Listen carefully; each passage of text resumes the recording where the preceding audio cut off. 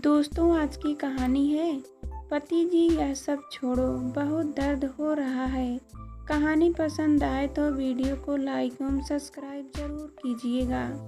युवक को बचाने के लिए बुजुर्ग का बेड लेने से इनकार, 3 दिनों बाद स्वयं की मृत्यु शीर्षक से प्रकाशित खबर पढ़कर रति बुदबुदाई। मैं हूँ वह महिला जिसने अस्पताल में फूट फूट कर रोना शुरू किया था। उसे सब समझते देर न लगी। रति के पति विशाल 2 दिनों से सिर दर्द में व थकावट शिकायत कर रहे थे। उन्होंने कहा कि शायद नींद पूरी नहीं हुई है, आराम कीजिए आप। सारे दिन लैपटॉप में आंखें गड़ाए काम भी तो करते हैं। रति के कहने पर विशाल ने सिर दर्द की दवा ली और दूसरे कमरे में जाकर सो गए। रति मन ही मन चिंतित थी कि इन्हें तो आराम करने को कह रही हूँ, पर कहीं इन्हें उपज मैं भी ना क्या फालतू की बात सोचने लगी हूँ। अगले दिन विशाल को बुखार भी चढ़ने लगा था।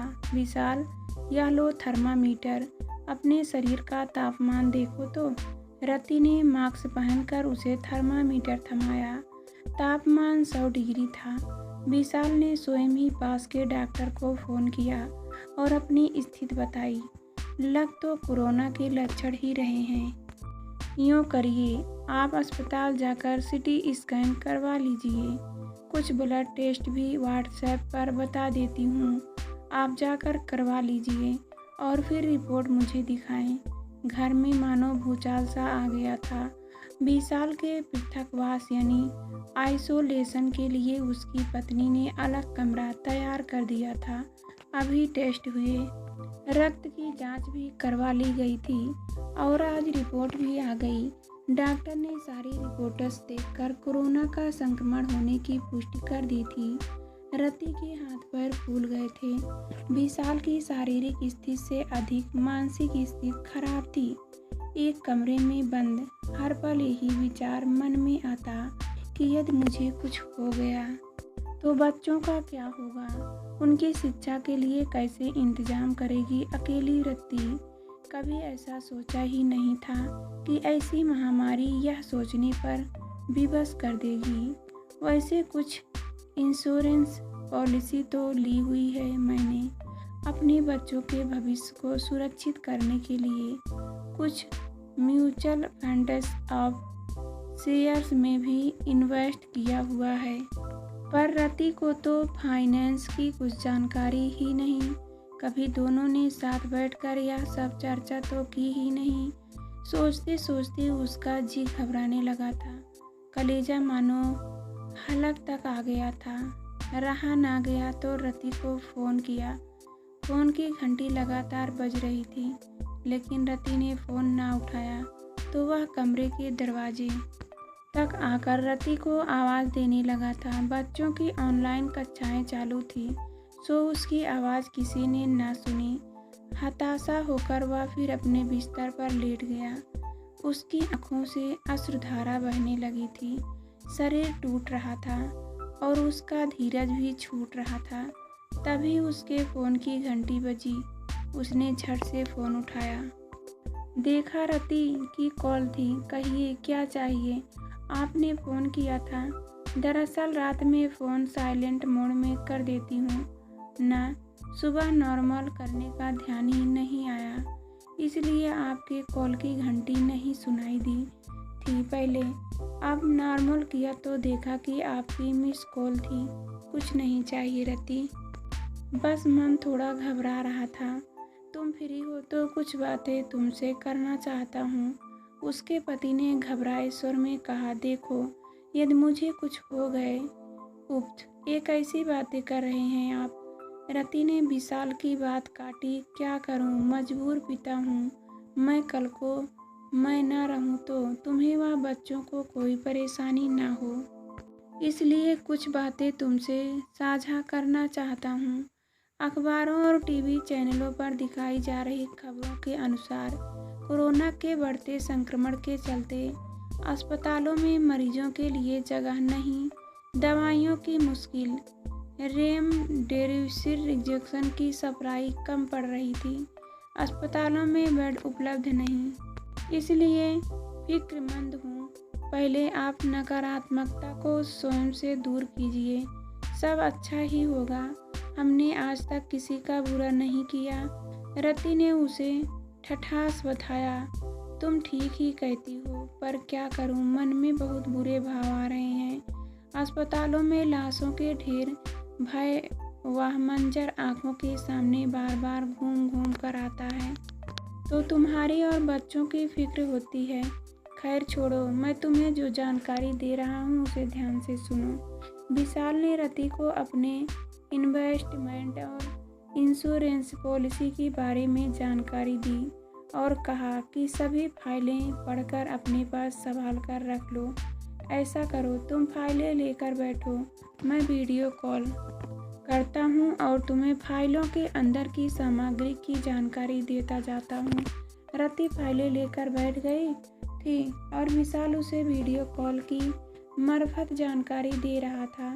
सारी जानकारी देकर उसने अंत में रति से कहा, सुनो, यदि मुझे कुछ हो जाए तो तुम विधवा के लिबास में न रहना। विशाल, ऐसा मत कहो, मुझे नहीं अच्छा लग रहा यह सब सुनना। रति ने खींच कर कहा, करूं रति। बचपन में पिता का साया सिर से उठ गया था। अपनी माँ को विधवा के विलास में देखा, न जाने कितने ही धार्मिक एवं सामाजिक योजनाओं के समय माँ सबसे अलग बैठी रहती। स्वयं नौकरी कर मुझे पाला पोसा, बड़े दुख के दिन देखे माँ ने, इसलिए डरता हूँ। अच्छा ठीक है, मैं आपके लिए नाश्ता लेकर आती हूँ। बुरे विचार मन में मत लाओ, वरना मैं रो पड़ूंगी। अगले ही पल दोनों वीडियो कॉल पर आमने सामने बैठकर नाश्ता खा रहे थे। रति की आंखों आंसुओं से भरी थी और विशाल के माथे पर चिंता की रेखाएं एक एक दिन करके 7 दिन बीत चुके थे। विशाल की दवाइयाँ चालू थी, लेकिन स्वास्थ्य में खास सुधार नहीं आ रहा था। रति की मानसिक स्थिति भी खराब होती जा रही थी। कभी अपने बच्चों की तरफ देखती तो कभी कमरे में कोरोना पीड़ित पति को बंद दरवाजे के अंदर। लेकिन उसे स्वयं को तो हिम्मत रखनी ही होगी। न घर में और न कोई है भी तो नहीं संभालने वाला। आज फिर उसने डॉक्टर को विशाल की सारी स्थिति से वाकिफ करवाया। डॉक्टर, मेरे पति विशाल को सांस लेने में भी परेशानी होने लगी है। आप ही बताइए मैं क्या करूं? बोलते बोलते उसका गला भर आया था। आप उन्हें तुरंत अस्पताल में एडमिट कीजिए और हिम्मत रखिए। डॉक्टर ने अपने हाथ खड़े कर उन्हें अस्पताल का रास्ता दिखा दिया था। ऐसे में कौन भला उसे अस्पताल लेकर जाए। एम्बुलेंस की सरकारी और प्राइवेट दोनों ही सुविधाएं खूब कोशिश करने पर भी उसे नहीं मिली। उसके चेहरे पर हवाइयाँ उड़ने लगी थी। बिल्डिंग के बाहर एम्बुलेंस के सायरन तो खूब सुनाई देते थे, पर सबकी सब तेज गति से अस्पतालों की तरफ रुख करती हुई दौड़ती चली जाती है। वह घर से बाहर सड़क पर आकर खड़ी हो गई। आती जाती कारों, एम्बुलेंस, टैक्सी को हाथ दिखाती, पर कोई ना रुकता। कोई थमता भी तो कोरोना मरीज को लेकर जाने को तैयार न होता। अंत में एक ऑटो रिक्शा वाले के सामने वह गिड़गिड़ाई, कृपया कर मुझे पर तरस खाइए। मेरे छोटे छोटे बच्चे हैं। मैं आपको सैनिटाइज़र भी दे दूंगी, उससे आप रिक्शा सैनिटाइज़र कर लेना। भाड़ा भी आप जो बोले वह उचित, मुझ पर रहम करो। रिक्शा वाला उसके पति को अस्पताल ले जाने को राजी हो गया। शायद उसके घर में भी भूख पसरी हुई थी, क्योंकि ऑटो रिक्शा से आने जाने वाले लोगों की संख्या भी तो कोरोना के चलते कम हो गई थी। अस्पताल तक का सफ़र उसे मीलों लंबा लग रहा था। पति को अपनी गोद में पसारे ऑटो में बैठी उसकी रुलाई फूट रही थी। कब अस्पताल का बोर्ड दिखे वह मन ही मन सोच रही थी। जैसे ही अस्पताल पहुंची, मुट्ठी में रखे भाड़े के रुपए सैनिटाइज़र देते हुए उसने उसे धन्यवाद भी दिया और अस्पताल के रिसेप्शन की तरफ बढ़ गई। हाहाकार की आवाज़ों और कोरोना मरीजों के परिजनों के बीच से निकलते हुए वह काउंटर तक पहुंची। दिल की धड़कनें मानो थम सी गई थी। पूरे बदन में गर्मी की लहर सी निरंतर दौड़ रही थी। हर तरफ रुदन कुर्दन के स्वर में सिर्फ यही सुनाई दे रहा था, बेड चाहिए। उसने भी जोर से पुकारा, मेरे पति की हालत बहुत गंभीर है, एक बेड चाहिए। भला रिसेप्शन पर बैठे स्टाफ कहाँ से बेड उपलब्ध करवाते। सॉरी सर, सॉरी मैम कहते कहते उनका गला भी भारी हो चुका था। रुआ से चेहरे के बीच रति ऐसा एक चेहरा खोज रही थी जो इस भावुक समय में उसकी मदद कर सके, लेकिन हर शख्स, हर चेहरा हालात के हाथों मजबूर नजर आ रहा था। आखिरकार उसकी रुलाई फूट पड़ी थी। वह अपने पति को बेंच पर बैठाकर स्वयं पास ही में बैठ गई और फूट फूट कर रोने लगी। कभी कभी रिसेप्शन की तरफ उम्मीद भरी नज़र से देखती कि उसके पति के लिए कहीं से बेड का इंतजाम हो जाए। आसपास सभी तो कोरोना के मरीजों उनके परिजनों थे। सामान्य मरीजों के लिए तो अस्पताल के दूसरे दरवाजे से दाखिल होने की व्यवस्था थी। तभी अचानक से रिसेप्शन पर बैठे स्टाफ ने उसके पति का नाम पुकारा। वह दौड़कर वहां गई। आपके पति के लिए बेड की व्यवस्था हो गई है, आप कागजी कार्रवाई पूरी कीजिए और हम आपके पति को एडमिट कर देते हैं।